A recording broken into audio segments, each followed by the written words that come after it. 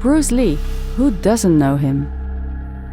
Hong Kong's most famous son was not only the most influential martial artist of all time and a world-famous actor who revolutionized martial arts cinema, Lee was also a philosopher. Empty your mind. Be formless, shapeless, like water. Now you put water into a cup, it becomes the cup. Now water can flow or it can crash.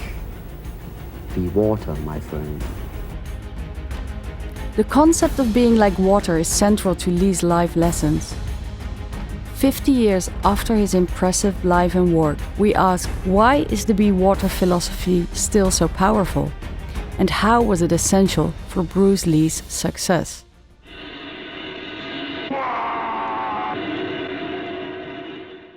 Be water means a number of different things. It can mean to be adaptable, to be flexible, to go with the flow, to be present.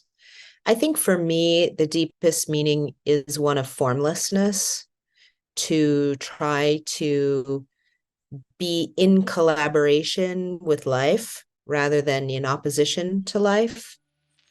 Shannon Lee was only 4 when her father died in 1973. She now promotes his teachings and wrote the book Be Water, My Friend, which explores Bruce Lee's philosophy. My father had a very curious mind. He loved to learn. He loved to experiment. He loved to experience. And he was an avid reader and he was a writer. He wrote copious notes about his thoughts on martial arts, his thoughts on life. While her dad was enrolled at the University of Washington in the early 1960s, he took some courses in philosophy. His own spiritual teachings incorporated elements from both Western and Eastern philosophy. In this 1965 TV interview, the 24-year-old Lee can be heard referencing a paradox that's originally attributed to the 5th century BC founder of Taoism. Water is the softest substance in the world, but yet it can penetrate the hardest rock or anything, granite, you name it. Nothing is softer or more flexible than water, yet nothing can resist it. His quote of "be water" speaks really directly toward how to deal with an obstacle. You know, I think that he implemented that practice in life so that when he found himself hitting a wall, he could stand back for a moment and think, what is another way? Be water is an idea as one very innovative, but also a continuation of Chinese traditional belief. I don't think he was thinking about it, because every time he talked about be water, he talked about, in terms of fighting. But I think having studied Bruce Lee's work, I think it's actually a continuation, a subliminal influence of Chinese traditional culture. But let's rewind for a moment. Bruce Lee was born Lee Jun-fan in the Year of the Dragon of 1940 in San Francisco. When baby Bruce was just 3 months old, the Lee family moved to Hong Kong, where he was raised in Kowloon. In Hong Kong, he started playing roles as a child actor in locally made films. Bruce Lee, The Orphan, the film The Orphan. I show this clip every time I do an introduction to Hong Kong cinema.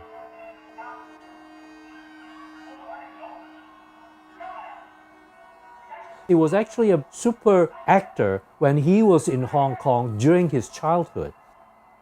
I mean, the kid, I think, I put it in one of the 100 must-see Hong Kong movie lists. This was also the time Lee famously started studying under Ip Man at age 13. The principles of the Wing Chun Grandmaster greatly influenced Lee's own fighting and philosophy.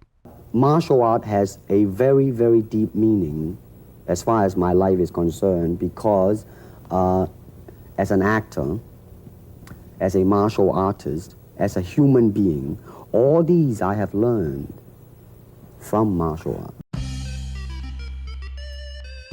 In his late teens, Lee had become a street fighter and troublemaker. He moved to the US and began teaching martial arts to make some money, eventually opening his own kung fu school. He taught a mix of Wing Chun and other fighting styles. He called his hybrid fighting technique Jeet Kune Do, meaning the way of the intercepting fist. Lee would philosophically say things like, approach Jeet Kune Do with the idea of mastering the will, forget about winning and losing. That's also when he started acting in American TV shows, most famously as Kato, sidekick to the Green Hornet. But in 1971, realizing that his opportunities in Hollywood were limited, Lee decided to change his home again. Together with his American wife Linda and their 2 children, Brandon and Shannon, he moved back to Hong Kong. Hong Kong is where he grew up.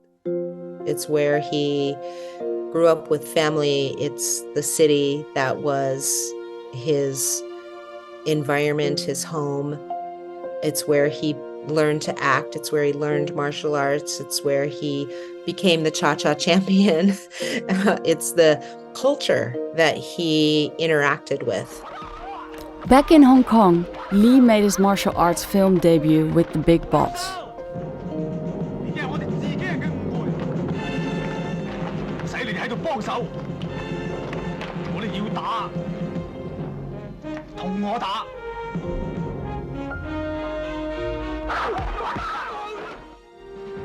Lee created and performed all his own fighting scenes in the movie.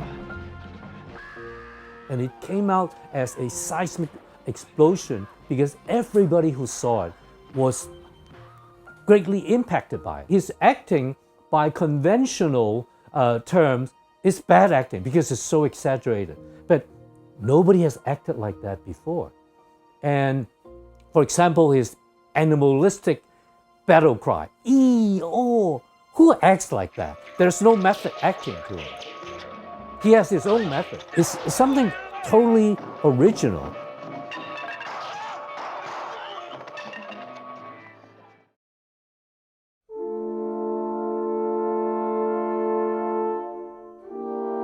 While Lee was working on a new film project, he died in Kowloon Tong.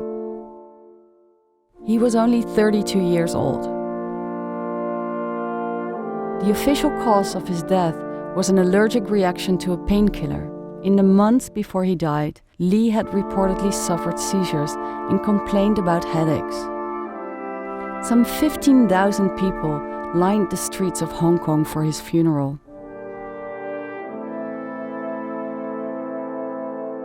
That is the day he passed, but to me, it's also the day that his legacy began. 6 days after he died, Enter the Dragon was released. One of the greatest stars who ever lived in the film classic that made him an international legend. His last film, Game of Death, was released in 1978, 5 years after he died. Filmed between August and October 1972, Lee was not only the star, he also directed, wrote and produced the film. He became big with only 4.5 films and became a legend. The characters that Bruce Lee played are all unique. He is very pure, he's idealistic, he's dedicated, but there is also anger. I mean, I think one of the things that make Big Boss and especially Fist of Fury so powerful, first the Hong Kong audience, and then the audience of the Chinese diaspora, and then audience all over the world, especially in the developing world or in the ghettos of the West, is because that anger, the inequality, the unfairness, the injustice that he had encountered as a person. And this is something very consistent with all of his characters. Lee's influence and wisdom extend far beyond the world of martial arts and popular culture. During the anti-government protests in Hong Kong in 2019 and 2020, for instance, protesters famously adopted his be water philosophy. Tech-savvy demonstrators took Lee's words to heart to go with the flow as they moved in unexpected waves, putting up spontaneous road blockades and moving around the city in a so to say formless protest. The Bruce Lee Foundation actively shares the art and philosophy of Lee through social initiatives and exhibits, like this one at the Hong Kong Heritage Museum. Their aim is for people to continue to engage with Lee's legacy and see a broader picture of the man he was. Bruce Lee is not only a Kung Fu master, of course. Bruce Lee is also a person who loved art, literature, and poem.